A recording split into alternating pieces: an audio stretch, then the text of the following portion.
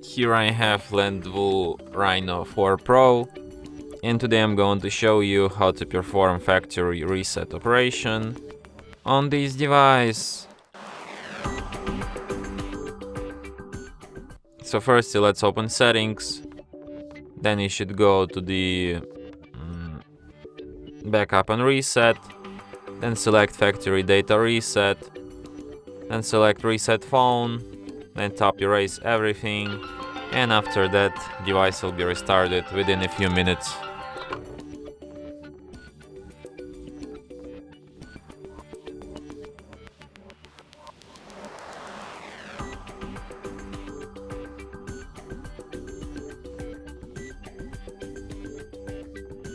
And that's it.